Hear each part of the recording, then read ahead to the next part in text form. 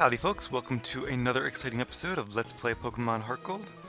We are right here where we left off in Olivine City. I did check into the friendliness mechanic a bit, and apparently our Cherry really likes us a lot. So we are going to go ahead and teach him Return, which will do at least 100 damage. 102 is the max it can do. That's because the equation is friendship divided by 2.5. And the max friendship you can get is 255, because it ranges from 0 to 255, just a programming thing. And so at max friendship, it does 102 damage. Return is actually a really good normal type attack. It's one you see quite often in competitive battling when a Pokemon, for whatever reason, needs to learn a normal type attack. Often if they have an ability that actually turns it into a different type attack. TMs, okay. So the reaction that the lady had to Cherry was one that she only has if your Pokemon likes you or has a friendliness rating of at least 250, which means the attack will do between 100 and 102 damage, probably 102. So that's quite a bit more than Headbutt. We are going to replace Headbutt with Return. And to be honest, I'm kind of tempted not to replace Return with Body Slam, because Body Slam does 17 points less in damage, which I think I might have mentioned before, but it does have that 30% chance to paralyze, which is really nice. Pokemon used to light the sea around Olivine at night. The Lighthouse was made to pay tribute to those Pokemon. It's pretty cool, nice little nod to the past. So there is an elevator, but I'm guessing you can't just take that to the top. Maybe we can. Seems almost too easy. Hopefully this is not an option, because even if it is, I'm going to go back and battle the trainers anyway. Okay. So we got a Super Potion. That's probably the way down, so once you get up here you don't have to fight your way or walk your way all the way back down again. I think there are wild Pokemon in this lighthouse, but I could be mistaken. So there's the gym leader. I can't think of her name. Olivine is the city, and Jasmine is the gym leader. Thank you. Not to be confused with J9, who is the gym leader of Fuchsia City in this game, Koga's daughter, but we'll meet her much later on. Jasmine is a Steel-type trainer, one of the new types introduced in Gold and Silver. And in order to reach her, we first have to make our way through the lighthouse. Alright, first battle, here we go. Hey, this is no place for playing. Who says we're playing? One thing I learned too is that apparently when your Pokemon gets healed of poison by walking, it loses some friendship that way, which is a cool mechanic. I like that there's some penalty to it. Walking in general gets you levels, leveling up gets you friendship levels. So Noctowl is very powerful and 2 levels higher, so we're going to go all out. Fire Blast. At least we're faster. There are certain types of berries. Obviously the haircuts are good. Even in teaching a TM or HM gives it 1 point. Not a lot, but every bit helps. And fainting lowers it, poison lowers it, and also those herbs. And actually the herb lady is available in the underground. When I went to get a haircut, I did see her there. Didn't buy any because I really don't want to use any of them. Alright. Oh, he's got a full restore. Wow, this gentleman has some retirement savings there, apparently, and is using them on items to win this battle. Could make this very difficult. Luckily, Reflect only works on physical attacks like Headbutt and Feint Attack, and not special attacks like Fire Blast and Ember. And remember, that's not based on type in this generation, it's just based on what the individual move is. Okay, we got a Burn. That's really good, because now Noctowl's attack is halved. That being said, I think Uproar is a special type attack. Alright, so unless he uses another full restore, Ember should be enough to finish it. Good. So that was definitely a tough attack. If only we had some Lepa Berry, that would make me feel a lot more confident going forward, because now we've used 4 of our 5 Fire Blast. I do have that Ether, so let me try to use the last Fire Blast, and then maybe I'll actually use that Ether, because hopefully by the time I need it again, we'll have some Lepa Berry. Sure, I'll give you my number. Yeah, lovely. Okay, great. Alright, what do we have in terms of medicine? We have plenty of potions left. Let's go ahead and use some of those. We'll use... I don't use any Oran berries, I don't have any. And if I did, I would want to save them for Miltank anyway, so we will use a potion. And onward we go. A sailor. This could be tough as well. Men of the sea are always spoiling for a good fight. Hopefully he has a fighting type and not a water type or a rock type. I think sometimes they use rock types. Poliwag, that is a water type. Not a great matchup for Cian. Let's go ahead and switch out. Just to play it safe, I don't want Cian to faint or to lose a ton of health and have to use all of our potions. Right, double slaps. It probably would have been okay there. I could have used headbutt, and I'm not going to take extra damage from double slap, so that actually wouldn't have been too bad, but of course I had no way of knowing that at the time. Alright, metronome it is. And of course, Olive can also roost off pretty much any damage this Poliwag will do. Crab Hammer, oh, that's a really good water type move. It's mainly learned by like Crabby and Kingler. And I guess Crawdon can also learn it. Unfortunately, Poliwag, as you saw, has the ability Water Absorb, which means it is immune to water type moves. It actually gets healed by water type attacks. Vaporeon also has the ability Water Absorb. And I remembered that because I was talking about those competitive battling videos I made a while back that I never uploaded because it was before I had my current channel. I found them. I do have them still on my computer, so I actually think maybe at the end of this Let's Play, or I don't know if I get the chance sometime, I might kind of re-edit them, turn the volume up because you can't really hear me too well in them. I'm not even sure what software I used to edit them, but I'll figure that out and then probably post those just for fun.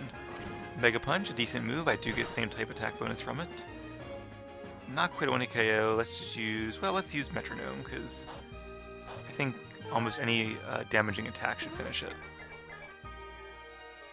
Vacuum Wave. I think that is a special fighting type attack, which is like quick attack, but it's special and fighting. And that's about it. Priority move. Poliwhirl does not have a fighting type yet. Only once it evolves to its final form, Poliwrath, does it gain a fighting type, in addition to being water type. Bug Bite, not a great move. I think that actually eats the opponent's berry if it has one, which is kind of cool. Don't really need these quick claw triggers here. Sing, okay, that'll put it to sleep. I could just use Yawn, but Sing is cool too. Poliwhirl's fast asleep. Don't worry guys, eventually I'll run out of metronomes and then I'll have to use my good attack, but for now I'm having fun. And metronome will be Flamethrower. Great attack, not so great against Poliwhirl. Alright, I will save the rest of my metronome for future battles, and especially in the rain. In the rain it does half damage anyway. So it's doing a quarter damage against that Poliwhirl. Well, and Poliwhirl is faster, so I guess that Quick Claw did matter. My mistake, I was clearly not paying attention. Yeah, I definitely need to get some sleep after this episode. Not even that tired, but while tomorrow isn't a work day, the day after is. I guess technically tomorrow is, because it's already Sunday. So I do need to stay on a somewhat normal sleep schedule. Really? Him too? This is just getting, like, ridiculous. I'm just glad they, don't call on their own schedules. They all seem to call one at a time. This guy seems to be a guitarist. They usually have electric types. He might have Magnemite, which would be great. Because Magnemite is also part steel type, which is weak to fire. What are you here for? Just to stand around and gawk? I suggest you leave. He could also be a bird keeper, which I guess would be okay. He is... wow, he has lots of Pokemon. Luckily, that means they are a little bit lower level. As for what's better, Headbutt and Ember, it's really close. I did some, like, quick back-of-the-napkin math, and what it really comes down to is whether the opposing Pokemon has lower defense or special defense. Accuracy drop. That's not great. But Feint Attack is guaranteed to hit, so that secondary effect comes in very useful. Of course, if we encounter Pokemon where Feint Attack is not very effective, we'll have to switch out to reset our accuracy drop.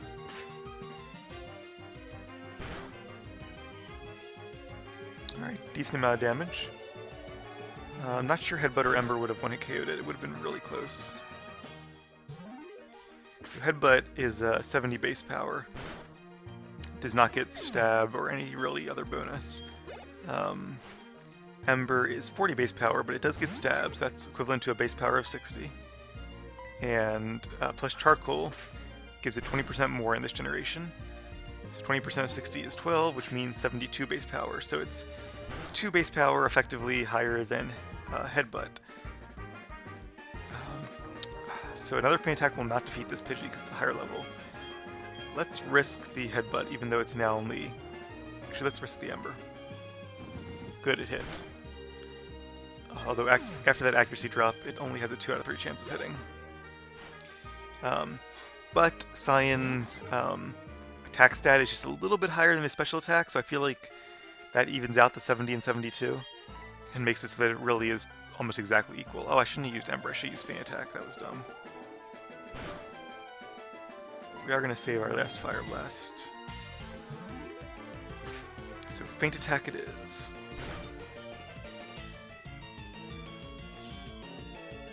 I've always thought that that was a mistake, that it should be like Feint Attack with an E and somebody just misspelled it. Another Sand Attack still doesn't matter because Feint Attack does not respect accuracy checks. I guess it could be like Feint, like not as in to make your Pokemon faint, but as in like it's a feint attack, like it's not a solid attack. That kind of makes sense being a Dark type move, but if I'm being entirely honest, I think it should have been Feint Attack and they just misspelled it and then stuck to their guns and were like, okay, we're keeping it. They have fixed the names of some other moves, mainly moves that were abbreviated due to the character limitations of previous games. For example, High Jump Kick was always HI, High Jump Kick, like High Jump Kick, instead of HIGH. They did eventually change that. There were also some moves that were one word because they were, that's all the space they had, that they made into 2 words. Alright, we are not going to talk to Walt. We are, however, going to use a couple more potions, because that's what they're for. It's better to use 2 potions or 1 super potion. Let's see. Looks like at this stage it's still better to use... I'm just going to use 1 potion, because that's mostly healed. And not going to bother healing Olive, because she is able to heal herself. Another Gentleman. Sometimes they have fire types, mainly Growlithe, if I recall. Oh, and there it is, a Growlithe. So, Intimidate. Ooh, that's not good. That is really not good, because that means that my moves are either not very effective or reduced in damage by the Intimidate. I'm going to play it smart. Let's go ahead and bring out Sandshrew. That'll reset the attack drop. Although now that our team is getting fairly good and fairly full, we are down to only 1 like free switching Pokemon. Because Haunter actually could probably beat this Growlithe. Let's use Strength. Does do a little more than Headbutt would. It's funny, at this point Sandshrew doesn't even really need Headbutt because our other Pokemon can use it. But I'm sure eventually we'll replace Headbutt with, we already replaced it with Return on Cherry, and we'll be replacing it for something, I'm sure, on our Magby, on Cian. Of course, I'm not sure there'll be too many reasons to use Headbutt going forward, but just in case, might as well give it to Sandshrew. It is a good ability, and it's starting to rack up quite a decent amount of damage. Finally, Growlithe is using a damaging move. Now, I am worried that he actually has a second Growlithe, which also has Intimidate, but we'll take this battle 1 step at a time. And we are faster. This probably won't be a knockout. Oh, I am wrong. Glad to be wrong. And it is another Growlithe. That's kind of what I expected. So I think this time we'll just have to ride out the Intimidate, because even after the attack drop, Headbutt will still do more than Leer. Fire Blast will do more, but not enough more to use the last power point for it. I'd rather save that for a later battle. Odor Sleuth is not going to do any damage. Another full restore. It's so annoying that like random gentlemen have full restores, but gym leaders, I don't think at this stage in the game do. They might have like a hyper potion, but full restore seems like a lot. Still, you would think being a gym leader, if anyone would have these good items, it'd be them. I wouldn't really mind that. A lot of these gym battles are going to start to get kind of easy just due to our levels, and because we have a fairly diverse team, so we'll have a type advantage for each gym. More or less. So I wouldn't mind having some items to make it a little bit more interesting. As long as they're smart about using the items at least. Sometimes they are not. Jasmine is this city's gym leader. I intend to bring her back with me. Nobody better get in my way. Good luck with that. Last Connie. Who has a Meryl, a water type, but not a super strong water type. I think I'm going to stay in and just see what we can do here. Alright, looks like it'll be a 3-hit KO, but we did get the flinch, finally got some luck. And Bubble Beam, it does know a water type move, this is going to do a lot of damage. Bubble Beam I think has 65 base power and a chance at lowering your speed. Luckily, Meryl, like I said, is pretty weak, and we didn't get the speed drop, so still a win. Good job, Cian.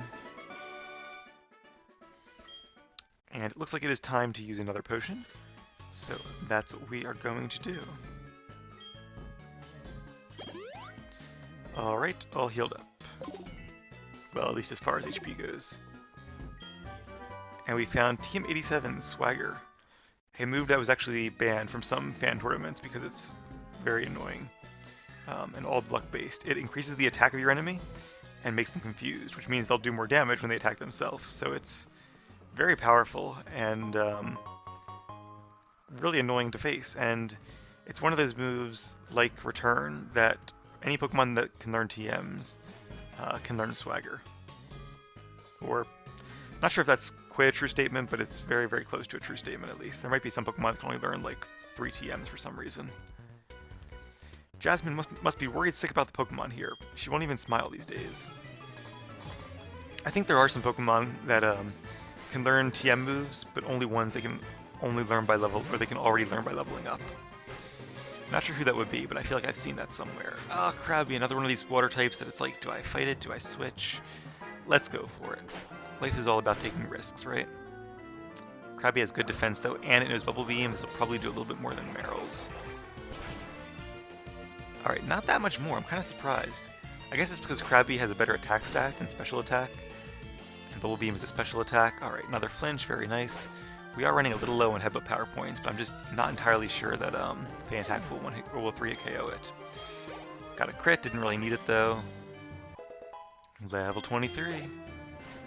Very nice, another Crabby. I think we can beat this Crabby too, so let's stay in. Vice Grip. I think that's a normal type attack. It is, and it is a contact move, which burned Crabby. So now we'll take more damage, which means we can... I don't think Headbutt will be enough to 2-hit KO it anyway. So let's use Feint Attack and save our remaining power points. But it does have Crabby's attack stat, so its next Vice Grip, like this one, doesn't do as much damage. And let's use Ember to finish it off. Alright, nicely done. And it looks like 2 more potions should heal Cian back up, assuming we haven't used all our potion yet. If we do, I can always use like a fresh water. We still have plenty of those. We have exactly 2 potion. Perfect. Glad they came in useful. We'll use 1 more. Alright, all healed up. And ready for our next battle, once we grab this item. So it looks like there are not actually wild Pokemon here.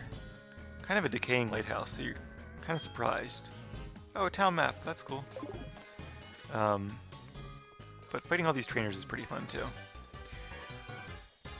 Looks like we have another bird keeper. Makes sense, we are getting high up in the lighthouse. Seems like a good place for them to train. I guess they're training more against each other since there are no wild Pokemon. Alright, Sparrow, a pretty even matchup. Let's switch to Ember just because we have very few Headbutt left. I want to save them for the times when we really need them. Fury Attack is a normal type, it gets Stab. But, ooh, nice. Each time it triggers has a chance to, or each time it's used, it has a chance to trigger Flame Body and burn Sparrow. So the chances of it making through that without being burned were very, very tiny. And that's great because the future Fury Attack strikes didn't have as much damage because of the burn, and it helped us finish off that Sparrow very easily. Now Pharaoh could be quite a bit more formidable here.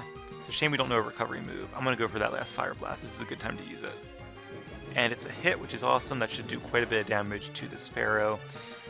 Like most of the normal or the regular fire moves, it also has a chance to burn, but it didn't matter because we actually one-hit KO that Pharaoh. That's awesome. Flamethrower, Ember, Fire Blast, all have a chance to burn. I think Flame Wheel actually might have like an improved chance to burn. Like 20% or something like that, maybe even 30. Just to differentiate it a little bit. And I'm not sure if CN learns Flame Wheel, I think it does. I'll probably, if it does learn Flame Wheel, I'll replace Ember with it. But I'll keep Fire Blast as our big powerful move. Probably won't replace that one until we learn Flamethrower. Oops, they crashed. Yes, they did. Alright, so CN is level 24. I think he's pretty caught up at this point. Let's go ahead and switch Olive back out.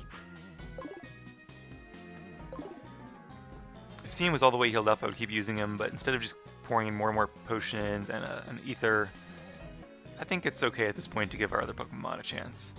A Sailor, we could use Cherry, but Cherry I think is also pretty high leveled. So Olive it is. Sailors are both kind and strong. How about you? I'd like to think that I'm kind and strong as well. He has a Poliwhirl. Faced one of those before. I'm going to start with Metronome and wait until use Roost until I'm a little bit lower HP. Acid, that is a 60 base power poison type move. Can't poison them, but it can lower their special defense. I thought it was defense, but I was clearly mistaken. But that's good, because extrasensory and maybe one of my Metronome moves will possibly be special attacks. Double Slap is annoying, but doesn't do that much damage, so I'm okay with that. Substitute, that's cool. Substitute is an interesting move, one that's very useful in competitive battles because it can protect a Pokemon from status moves like Thunder Wave, for example. Or Hypnosis, another good example. This trainer must not be very well informed, or he would have known that that was a useless attack in that case. So Sailors may be kind and strong, but this Sailor at least is not very bright. So it takes, basically what a substitute does, it takes away a quarter of your HP and puts it into a substitute, which is like a little doll that sits in front of you and takes damage on your behalf. It used to be a really common move to pair with Focus Punch because Focus Punch only hits if you didn't take damage that turn, and it always goes second. So if you have a substitute, your substitute takes damage, not you. I'm not sure it's used as much anymore, but there definitely are situations where I've seen it used, even in like the most recent World Tournament. Every time I come back to Olivine, I visit the gym. The gym leader's Pokemon type changed without my noticing. I wonder what it used to be. I'll go ahead and tell you right now that her best Pokemon is Steelix. A very cool Pokemon. One that a lot of people like because a lot of people were big fans of Onix. I never was because it wasn't too strong, but I think I realized it wasn't very strong pretty early on, and that's why I was never a big fan. Alright, Machop is weak to extrasensory, so I'll just go with that. But it is one of those Pokemon that looks a lot stronger than it is. They really could have given Onix like twice as good stats as they did and made it like a really formidable Pokemon. Especially because like not only does Brock have one, but like Bruno the Elite Four has two of them. That would have been really, really cool. If he had some really worthy rock types, or at least make them like somewhat stronger than they were. And even if they were a lot stronger, I don't think Brock would have been overpowered because if you have one of the two easy starters, you're still going to have an easy time. If you have Charmander, then I could see it being extra tough, but I don't know. You could always catch a Nidoran for low kick, which actually might not be better than Charmander's Ember because Onyx has such good defense, but okay, Poliwhirl, Metronome it is. Anyway, enough Gen 1 talk. So Steelix is the evolution to Onyx that I think a lot of people are waiting for. Unfortunately, in my opinion, oh, Air Slash, that's a great attack, and we may actually learn Air Slash a little later on. For now, we'll have to enjoy getting it from Metronome. Whoa, you're overwhelming. Okay, I don't get that compliment very often, but I'll take it. Super Repel. That could be useful, but not really useful here. Yep, I felt like we were getting to the top, and we have. So Jasmine has Steelix as her best Pokemon. Steelix is Ground and Steel type. She also has 2 Magnemite, which are Electric and Steel type. So I'm not really sure if she used to be an Electric type trainer. She is friends with this Ampharos, but she doesn't have an Ampharos. Or was she maybe a Ground trainer or a Rock type trainer who used to have an Onix and then found out how to evolve into a Steelix and became Steel type and caught those 2 Magnemite? I'm not sure if you can ever figure that out. There might be a clue somewhere. We'll just have to see. This Pokemon always kept the sea lit at night, but it suddenly got sick. It's gasping for air. I understand that there is a wonderful pharmacy in Cianwood, but that's across the sea, and I can't leave Amphi unattended.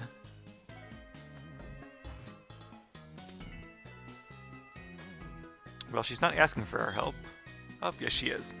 May I ask you to get some medicine for me, please? I think I could do that. Its breathing is slight. Interesting that in the video games, Pokemon have never really said their names. They've always just made kind of animal noises. It's really an anime thing that Pokemon say their names. Like this Amphi doesn't really say, like Paloo is not part of its name, but that's what it says. Paloo.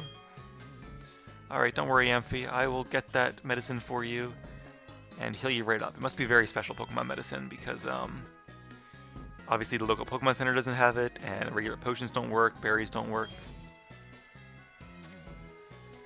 It has to be something special.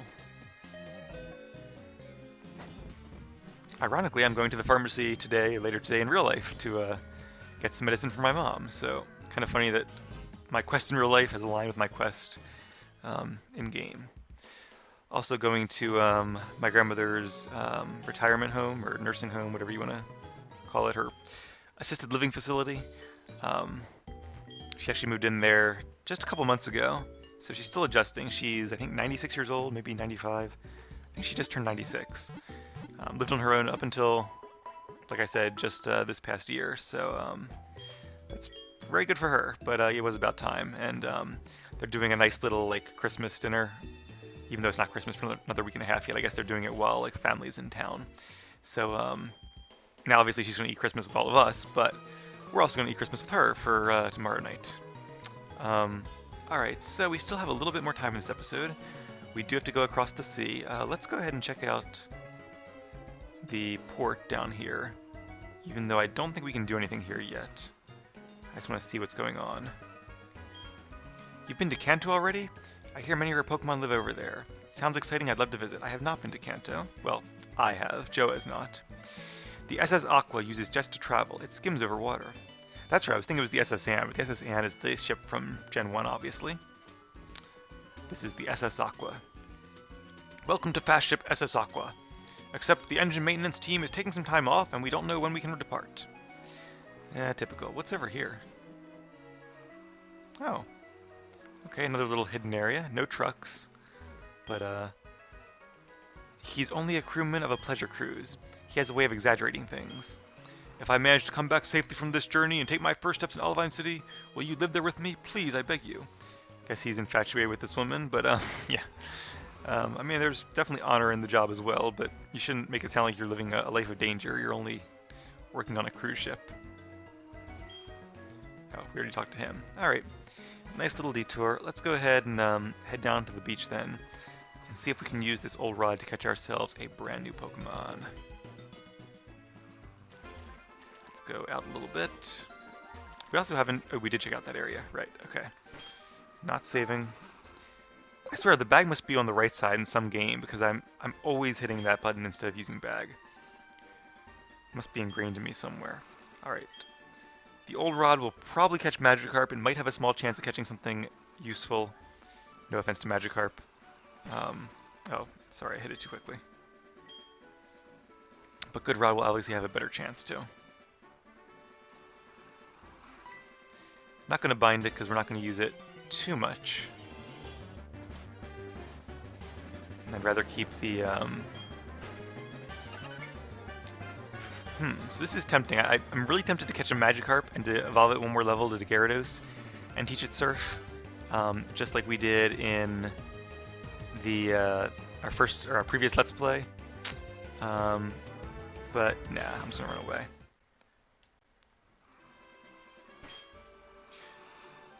All right, we'll try this again, just to save time,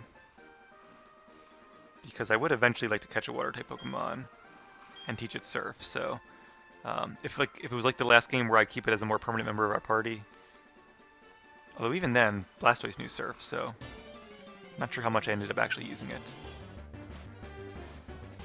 Another Magikarp. All right, I'll make you guys a deal. If our next Pokemon is a Magikarp, I will Splash. I will catch it, evolve it, and teach it Surf for our next episode. Otherwise, Seed Bomb, super effective. That's a great attack. One I would definitely like to teach our Bayleaf one day. Wow, it didn't destroy it. That's how weak our attack stat must be. Can't even defeat a level 20 Magikarp. Nature Power. I don't know why it became Hydro Pump. I'm not holding a berry, am I? Oh, that's... Nature Power is different from Natural Gift, right? Because we're in like a water battle. It becomes Hydro Pump. So that's pretty cool. Now, I might teach Bayleaf Nature Power instead of Natural Gift if I had that opportunity. But I think that TM I got is not Nature Power, but Natural Gift. If I can find it. Oh, that's right. I didn't actually buy it. It was just a TM that was available. All right. Well, anyway, I know Return, which is better anyway, I think. So I'm not too pressed about it. Okay. So one more use of the Good Rod. Whatever I find here, I'm going to just go ahead and catch. And it is a... Magikarp. Alright, Gyarados it is. Don't mind that though, because Gyarados is one of my favorite Pokemon, so even though we won't be training him, we will at least be able to use him for a little bit to surf on. I always thought it was weird too how people surf on like Poliwags or Crabbies or Horsies. It's like, really? Aren't you kind of heavy for that? But I feel bad for the Pokemon. But Gyarados is easy to ride. Case in point, see the first Pokemon movie. I don't want to knock it out, so let's go ahead and switch. I can't do anything to a switch in any way. And I don't think one of Cian's Embers would be enough to knock it out. I really don't know though. Let's bring in... Hunter knows Nightshade. The question is, does this Magikarp have more or less than... How much is it? 28 HP.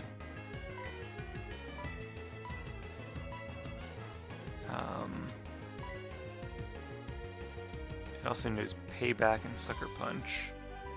Those will probably want to KO it. Let's bring in Sandshrew, because I don't think Magikarp can really do... I mean, it knows Splash and Tackle, and it's going to be asleep. So I might have to bring out one of our sleep Pokemon again to put it back to sleep if it wakes up. But yeah, even Tackle, which it learns level 15. And you're like, oh yay, finally my Magikarp learns a attack. It can actually do some damage now, making training it so much easier. And then it's like, no, because Magikarp has almost no attack power. Tackle still does very little damage. Speaking of very little damage, but hey, every bit helps. So I think I'm just going to keep using Strength until it gets either really low or until Sandshrew faints from a couple tackles. And then I will throw a Pokeball. Oh, you know what? Do we have a Lure Ball? I know I gave Kurt some blue apricorns earlier today. That might have been my first batch of blue apricorns, though. Already woke up. It's just going to use Splash, though. So actually, Sandshrew is a pretty good pick. We can just sit here and do this for a while.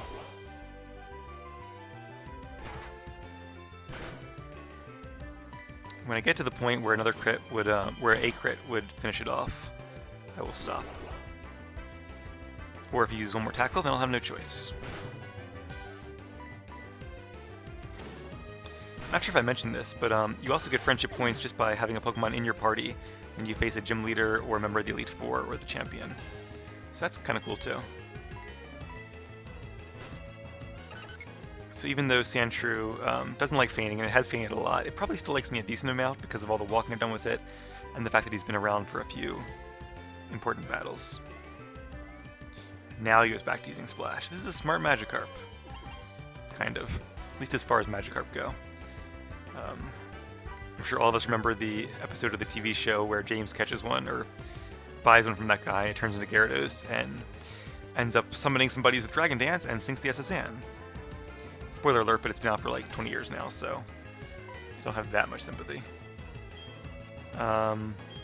So I don't see. I have a netball, which works good on water types, right? So that's kind of cool. Yeah, let's go ahead and use a netball. Why not? Oh, I didn't put it to sleep. Oh, I didn't. I should have waited a turn. Drats. Doesn't matter. Magikarp is so easy to catch. I probably could have just thrown up balls from the start, but I wanted to make this a little bit more interesting and make it a guaranteed catch. Give a nickname. Nope, sorry. Magikarp is a great Pokemon. Well, Gyarados is a great Pokemon, but not a permanent part of our team.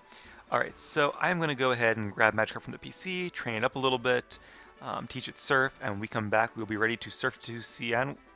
Oh wait, am I confusing cities? I am confusing cities. What's the city to the east of Ecruteak? It's not Cianwood. You guys are probably all leaving comments like, you idiot! Cianwood is the one across the sea. It's not... Mahogany Town. Mahogany Town. Oh, you can see the legendary dogs. That's pretty cool. In case you're trying to hunt them down. But at this point, it wouldn't matter. I really can't do that much to catch them. And I wouldn't want to anyway. It would make the game almost trivially easy at this point. Oh, and there's Mount Mortar, the one that I was talking about. So it is here in Johto. So there's Mahogany Town. A hiding place for ninjas? Really? I don't remember that being a thing. I feel like that's almost like an Easter egg that somebody just put in there. It's a hiding place for ninjas. But maybe it is. Who knows? Maybe they're like a ninja type trainer that I just... Oh, there are! Like ninja kids. Maybe they're around Mahogany Town. That'd be cool.